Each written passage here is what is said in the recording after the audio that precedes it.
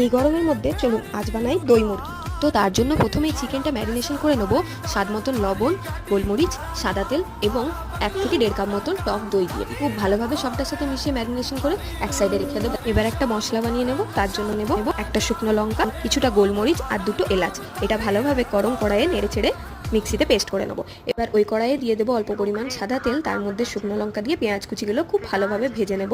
পেঁয়াজগুলো লাল লাল ভাজা হয়ে গেলে তার মধ্যে দিয়ে দেবো আদা লঙ্কা রসুনের পেস্ট, স্বাদ মতন লবণ দিয়ে ভালোভাবে নাড়াচাড়া করে ব্যাপারটা কষে এলে মশলাটা থেকে তেল ছেড়ে এলেই দিয়ে দেবো ওই ম্যারিনেশন করা চিকেনটা এবং বাটিটা ধুয়ে জলটাও দিয়ে দেবো। এবার বেশ কিছুক্ষণ গ্যাসটা হাই ফ্লেমে রেখে চিকেনটা নাড়াচাড়া করে ভালোভাবে কষিয়ে নেবো।